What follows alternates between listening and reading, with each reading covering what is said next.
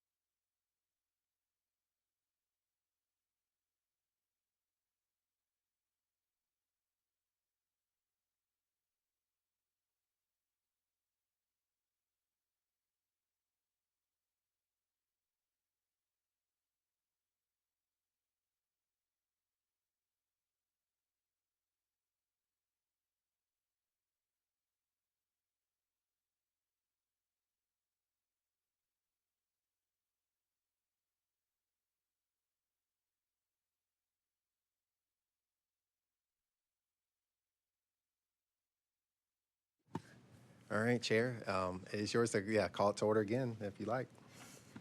All right, we're going to call to order the September 16th, 2024 meeting of the Tennessee Real Estate Appraiser Commission. Take a roll call. Yes, sir. Taylor Van Dever. Here. Eric Robinson. Here. Brett Mansfield. Here. Francine Mello. Here. Sandra Tuck. Here. Nelson Pratt. Here. Dr. Mark Sunderman. Here. And Will Haston. Here. All right, Chair, we have quorum. If I may, I'll read the notice of meeting into the record. Notice of the September 16, 2024 meeting of the Real Estate Appraiser Commission, including date, time, and location, has been noticed to the Real Estate Appraiser Commission website since July 5th, 2023. Additionally, this month's agenda has been posted on the website since September 5th, 2024. Also, just make note of it for any individuals that wish to make a public comment on an agenda item listed here. Please do so during the scheduled public comment period. You'll also need to sign in the provided sign-in sheet up on the podium, or by placing your name in the chat if you're visiting us virtually. Of course, it is requested that all comments be limited to 3 minutes out of respect for the other speakers. And looks like we are ready for the agenda. Excellent. First up is the approve the agenda. Has everybody had an opportunity to look at that? Motion to approve the agenda? Got a motion? So moved. Motion and a second. All those in favor? Aye. Aye. Any opposed? All right, agenda, the motion carries. Next up is the June minutes. Any edits, discussion?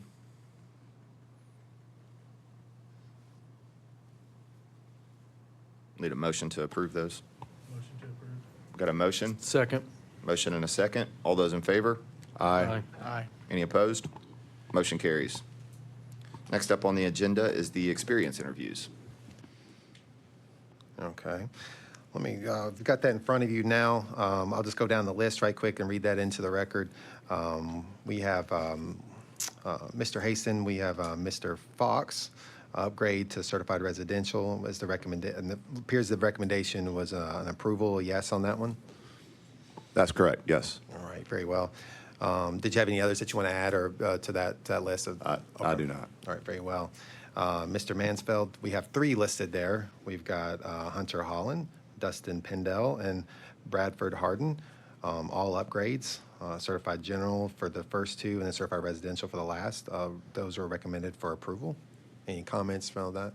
Nope, that's it. All right. Ms. Mello, we have Bronson Bell, an upgrade to certified general. The recommendation was for approval on that. Did you have any other comments in regards to that? Did you add Stacy Latham? I did not, but we can. So this is an opportunity to do that. Was it- Commissioner Mello, if you'll turn on your microphone. Yeah, Jill, Okay, sorry. Stacy Latham was an upgrade Gotcha. to certified Okay. residential. all right. So then we have Stacy Latham for upgrade to certified residential. And that, I recommend yes. Okay, very well. And then Bronson Bell for certified general. So we'll make that upgrade. So sometimes, we get those don't make it to the iPad, but we did send it over. So I do remember that coming in the email. Okay. Thank you for that. Thank you. All right. Then Mr. Pratt, we've got Christopher Latch, upgrade to certified residential, and Matthew Puckett, certified general. No additional comment. Okay, and those were approved then. Yep. Miss Sandra Tuck, we have approvals for Tosin Cunningham and Nicholas Powell, upgrades to certified residential. That's correct. All right. Mr. Van Dever, we had an approval for Rosemary Anderson to certified general. Yes, that's correct. All right, very well, thank you. All right, then we'll just need a motion in that regard.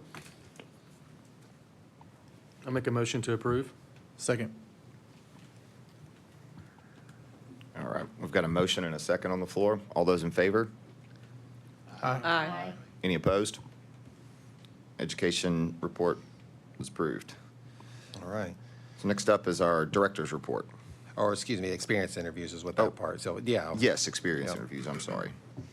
But yeah, I suspect Education this is report. probably where this is going with the education report too, right? Yes. Dr. Sunderman? Yeah, so if you would, just introduce our education report then, if you have any comments you'd like to make on that? I have before you, I have reviewed a large number of individuals for the different courses, as well as reviewed some individual course approvals. I would like to make a motion to approve the list of recommendations. We've got a motion for approval Second. and a second. Any further discussion, comments? All those in favor? Aye. Any opposed? Motion carries. And thank you, Dr. Sunderman. That's, I always, our experience interviews, application interviews that we have in other boards as well, education, those are big lifts. And I know you guys, you have, big responsibility at your individual firms, your jobs, on the staff there at University of Memphis. So I know we ask a lot of this board and like we do many of our boards. And so I appreciate the effort that you put for the citizens here at the state of Tennessee. We're very grateful. All right, looks like we're ready for the director's report then. Don't have a lot there, although all I've got is the budget report, and then the budget report's gonna be, it's just informational purposes only. No action items there, at least not at this point. I'm just gonna cover some of those highlighted items. I mentioned that in the email, but just wanna run through those and then answer any questions you may have in regards to anything you see on the budget there in front of you. At our last meeting, we covered all the months of record available to us at the time. That was February through April. Those are the recent months of record. As a result, we'll be focused primarily on the last 2 months of record since our last meeting, May and June. But to get us there, I'm gonna sort of tiptoe through the couple months leading up to, and then of course the months of record here. We had a salary allocation in February, so that's why you're seeing that hit there. Or rather a cost back to us. So they're seeing that adjustment right there under expenses. So that's coming back to us. We're never upset about that. If somebody wants to give us money, we'll take it. So that's good news. ASC registry fees and in-state conference attendance and training in March resulted in a deficit for that month. So that's what you're seeing there. An uptick in legal expenses in May due to rulemaking. So you're seeing a little bit there. I'm just looking at primarily trends within this fiscal year, but then also over and against prior fiscal years as well. So I saw that jump out but we've had we've really been working these two young ladies over here to my right. So that's not free, we do have to pay for that. So that's on there. And finally, ASC registry expenses for March and April being debited in June, resulting in a large deficit there as well. So, we have a reporting period from January through March, but sometimes they trickle in or they'll hit the ledger later, that money comes in, but then by the time we transfer it over to ASC, then that's gonna reflect in our budget. But other than that, I didn't see anything else jump out at me. We're still tracking towards surplus and adding to the overall reserve. So we're at a really good place. And I do we've, due to total compensation and just expenses in general, you go to the grocery store, we're all paying a little bit more, So there's not as much in the surplus, but that's actually kind of good. We don't want to just be adding to the reserve. So we're really at a good place with this board as far just overall budget and trending. I didn't see anything other than that, unless somebody else had any comments they want to make or something that they saw. All right, hearing none then, I think we can move on to the public comment period related to items on the agenda. So let me, first of all, while Alex is going to check up for us on virtually and see if there's anyone that wanted to make any comments that signed into the chat. And while we're doing that, let me just turn to our audience here and see if there's anybody here. Anyone in the audience would like to come up and sign in? No, David? Okay. Looks like nobody. No, I think we're good.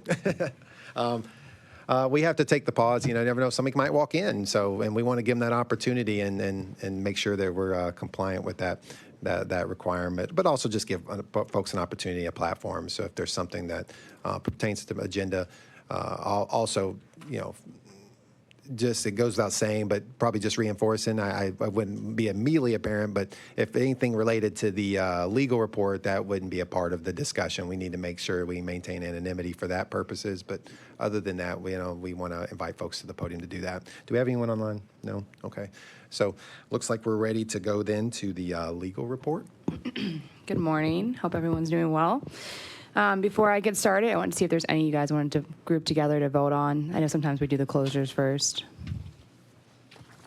I had it looked like 2 through 7 are the same, and then 10 through 15. But can you explain the difference between those two groups? Yeah. So do you want to just start with 1 and then I can go through 2 to 7 and then. So in this one, complainant alleged that respondent did not respond to their request for inspecting the subject property and that they never filed the report for the appraisal that they completed on July 8th, 2024. Respondent explained that their delay in completing the report was that they were researching the property ownership and that when they were finalizing the report that their client, who is not complainant, canceled the order. And so they did not submit the report at that point. So it did not appear that there are any violations to me, so I recommended a closure for that one.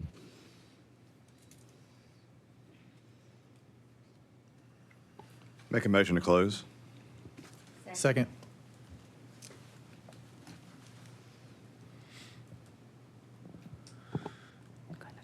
Okay, we've got a motion and a second on the floor. Any further discussion? All those in favor? Aye. Any opposed? All right, motion carries. Okay. Now 2 through 7. Yeah, 2 through 7 are all referring to the required annual AMC National Registry Panel report for the 2023 calendar year. The reason 2 through 7 are recommended for closure is because they have either submitted that since then. I'm sorry, it should be 2 through 6. 7 is something else, so 2 through 6. The reason 2 through 6 are recommended for closure is because they've either submitted the report or provided information to show that they were closed during the 2023 year, as opposed to 10 through 15, they have not submitted the report. And so that's why they're still outstanding with that requirement, and they have not provided any proof to show that they were closed through the 2023 year. So I don't know if you want to go through 2 through 7 individually, or if you guys would like to kind of group those together. Oh, I can turn mine off so you have it. Do you need to read those into? I can read the complaint numbers into the record, and then we can vote on them. Excellent. Okay, My, so my only question, I apologize, on number 6, it has close and flag versus the others close. Is that anything that would that's just distinguish between those? No, that is just because that's something actually Ann and I spoke about. That's just because they are closed, and so just in case they ever reopen, that's something that they respond to they need to respond to the commission to that complaint. But since they're closed, we just close and flag it, just like a little denote. Oh my gosh, sorry. We just denote it in our system so that if they ever open, we know that this complaint was open against them. Got it, thank you. Okay, so 2 is 2024-036771. Number 3 is 2024-036791. Number 4 is 2024-036751. Number 5 is 2024-036721. Number 6 is 2024-036801. Okay, those have been read into record. Do we have a motion on the floor? Motion to close items 2 through 6. Second. We have a motion and a second. Any further discussion? All those in favor? Aye. Any opposed? Motion carries. Okay, on to number 7, which is 2024-037261. In this, complainant was alleging that respondent, who is an appraisal management company, owed them for unpaid invoices. Respondent failed to answer the complaint. To counsel, this complaint appears to fall under the purview of civil law and is outside the commission's jurisdiction. So I was recommending closing this complaint with just a letter of instruction reminding respondent to answer the commission's request. I've got a question. Appraisal management companies are required to have a bond as well, too, correct? Is that for Yes. this as well? But Yeah, that would so be on the civil side of things. That would be they'd be handling that civilly outside of our jurisdiction. Tell me again, the I know I've asked this several times, but the letter of instruction, is that on their file now? Is that on their, or, We don't report that, right? We don't report that. That's under a letter of warning. So Okay. that's why I was doing the letter of instruction instead of a letter of warning so that it's not reported on their record. okay. Yeah, and not reported doesn't mean that we don't know about it. Like, we don't send a letter. It's like in our file notes, our internal notes. Like, so we would see it, but other jurisdictions, like, yeah, they would not. Sorry. Oh, no. That was a good add-on to it. Do they have a duty under our law to provide payment? I mean, is this a situation where we could issue a letter of warning, or does this fall just completely outside of our jurisdiction? So we don't have direct law touching on it, but as a licensee, they should be answering the commission, and so that's why we're not doing necessarily a formal discipline as opposed to just this letter of instruction, requesting that going forward they answer the commission's request for response. To me, I see this, I'm not, I guess I'm sort of leaning towards a letter of warning. I just think that this is twofold, that the appraisal management company has most likely folded and not paid an appraiser, and then also has not responded to us. So I feel a little more strongly about this case than just a letter of instruction. I'm just throwing that out there for discussion.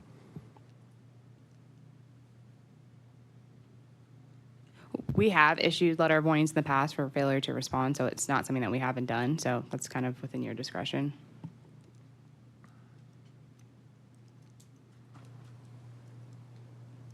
Do you want to put that in the form of a motion?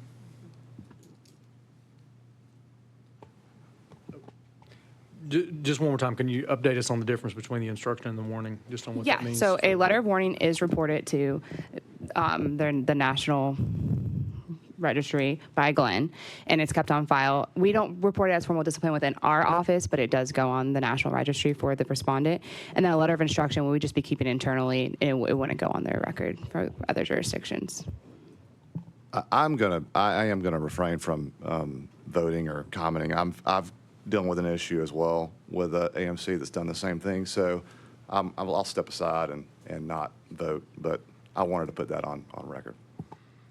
I'll make a motion to change the recommendation from letter of instruction to letter of warning. We've got a motion on the floor. Second. We've got a motion and a second. Any further discussion? Hearing none. All those in favor?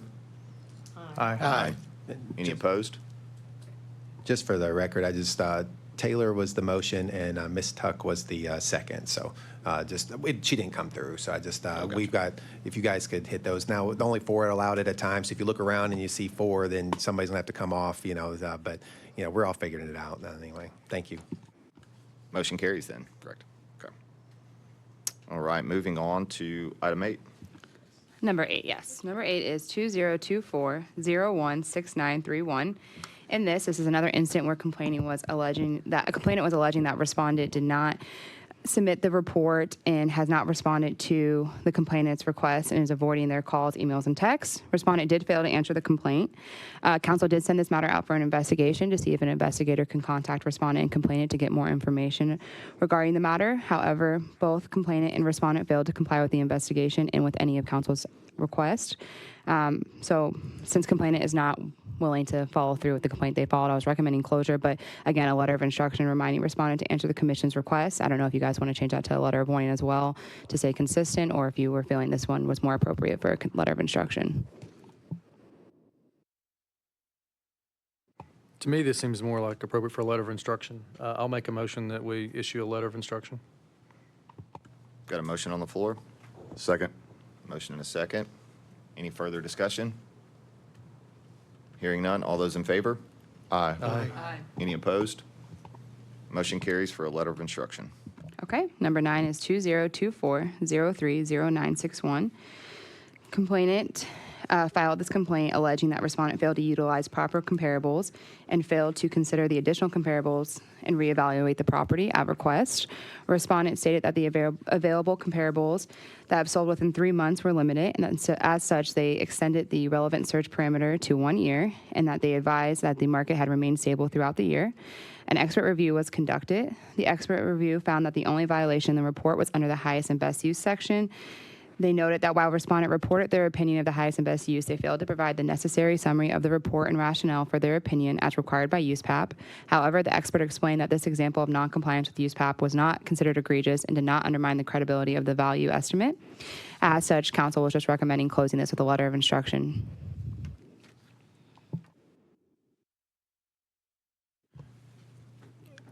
Can we close this without a letter of instruction? Yeah, we can just close it. To me, this is one of the things was recently brought up in the meeting. People just unhappy with a value, and then it goes to the USPAP review. It seems unnecessary that even happened in this situation, personally. So I'll hold off making a motion just yet, but I would say maybe just close it without the instruction. I'll second that. Oh, sorry. Motion to close without a letter of instruction. Okay, we've got a motion on the floor. Second. We've got a motion and a second from Ms. Tuck. Any further discussion? Hearing none. All those in favor? Aye. Any opposed? Motion carries to close. Okay, then 10 through 15, I believe is the last number. Are you guys okay if I group those together since they're all the same issue? Please. I'll just read through all the complaint numbers really quickly, and then I'll summarize them all briefly. Number 10 is 2024-036831. Number 11 is 2024-036781. Number 12 is 2024-036731. Number 13 is 2024-036741. Number 14 is 2024-036811. And number 15 is 2024-036821. Again, this is the issue regarding the AMC National Registry Panel Report for the 2023 calendar year that appraisal management companies are required to file. Each of these complaints have a recommendation of a letter of caution, which is what we've done in the past for this issue, allowing respondent 30 days to complete their Tennessee AMC National Registry Panel Report. And if respondent does not comply within 30 days, council recommends authorizing the issuing of a consent order for a $250 civil penalty. Each of these respondents has not complied with filing the report since the complaint has been open, so that's why the recommendation is different than the ones in the beginning.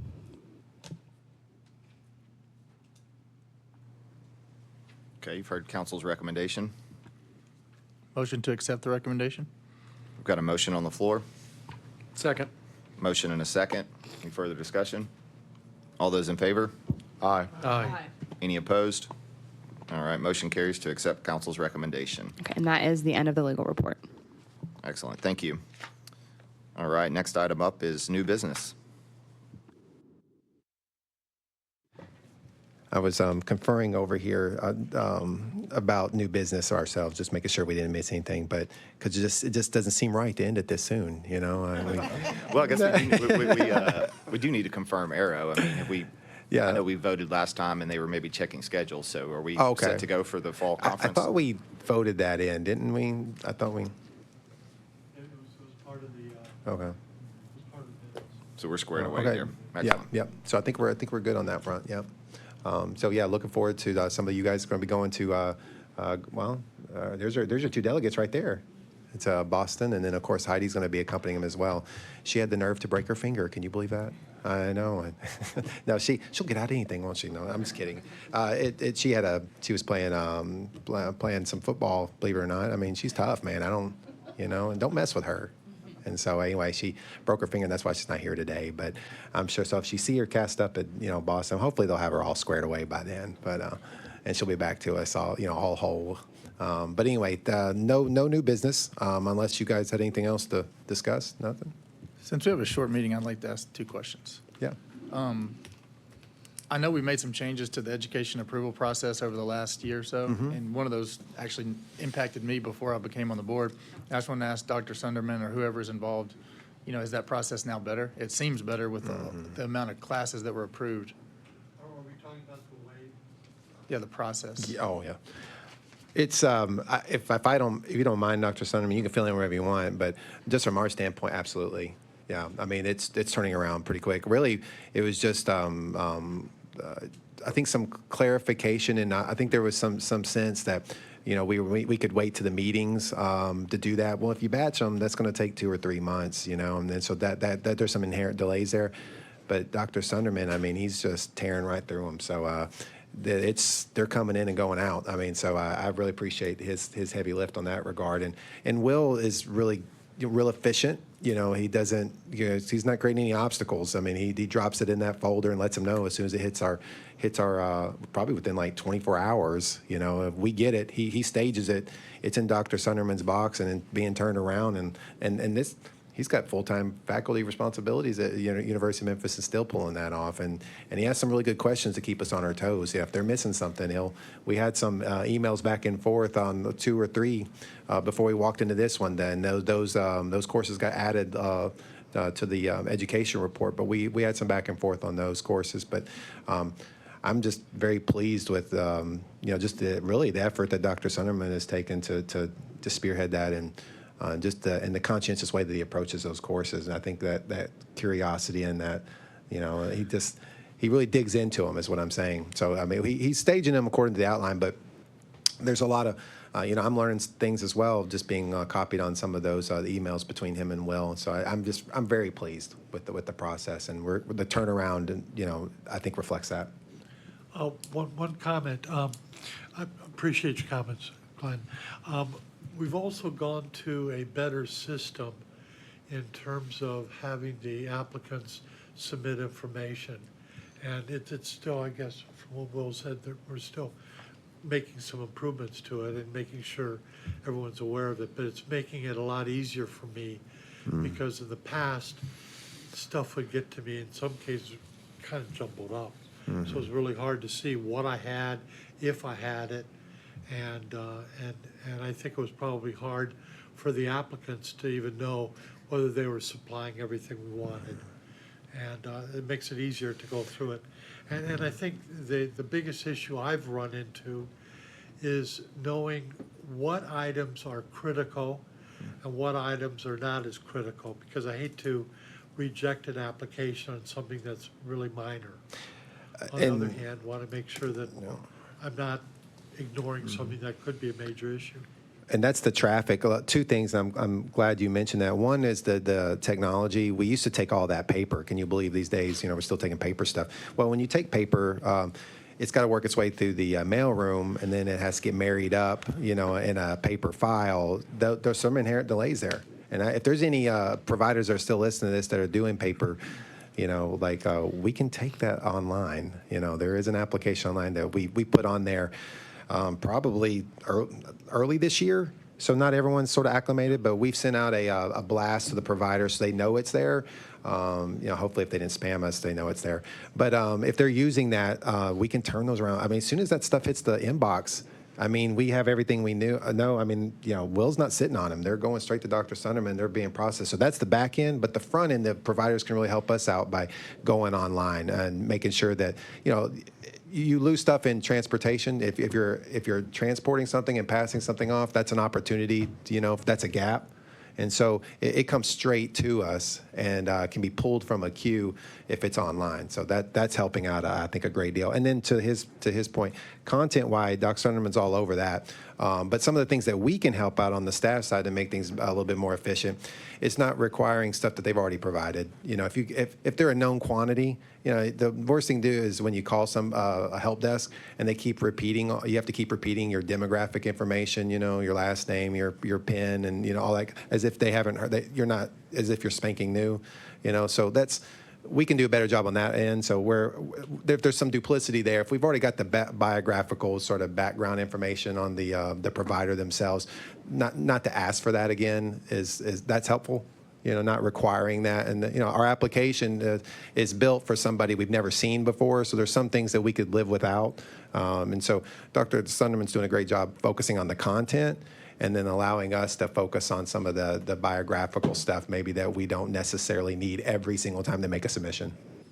Just one general comment. A lot of them also provide even the copies of their PowerPoint presentations and such. And I'll tell you what, the quality of the courses, I can't speak about the actual instruction, but the course material is outstanding. I mean, I've been very, very impressed. I mean, there's been cases, I'm sitting there looking at the material thinking, I wish I had time to take all these courses because they really are good. I mean, I have at one time, a long time ago in Wyoming, I had reviewed courses for the Real Estate Commission, and I was shocked by some of the terrible courses we're looking at. And these really are top-notch courses that we're making available to our people. So I'm really, really impressed to see what we're making available. Thank you, Dr. Sunderman. Those changes in your efforts are appreciated because that's going to help a lot of people, I think. Second, final question. We discussed making changes or recommendations to the legal process. Is there a plan to discuss that at any point in the future, or what are we going to do there?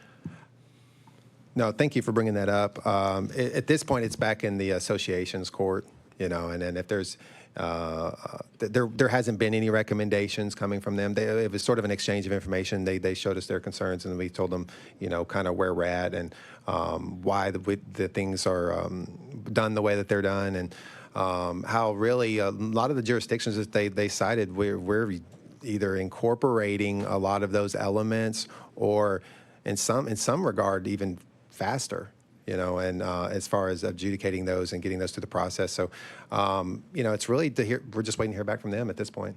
If they have something that we can hit the ground running with, then we're all ears. We'd love to hear from them. We appreciate their time and their comments in that regard, and then the exchange. But at this point, we're just waiting to hear anything further from them. Yeah, I think we kind of left it where they were going to provide some ideas or recommendations, and I haven't received anything yet. So. All right. Anything else? Nice and quick. All right. We don't need a motion to Yes, do. sir. All right. Meeting's adjourned then. All right, thanks, Thank sir. you.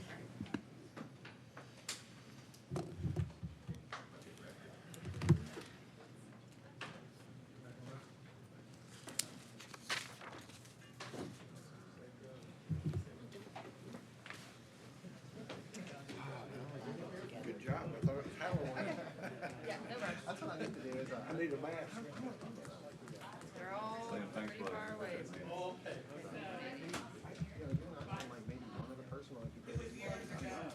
I really do. We're driving to Jackson, and I didn't have breakfast. That's a sad breakfast. I heard they take you to the Hardy. There you go. Oh, I love Hardy biscuits. They're good. For Hardy. Oh, you're for Hardy. Okay, yeah. For not a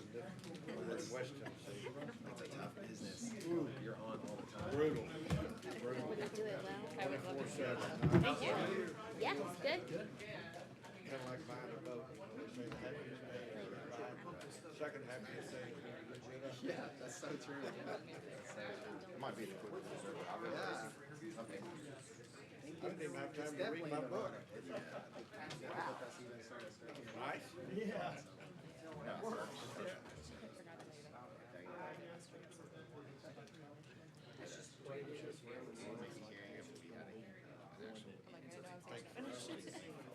Always make a. Kind of like my dog.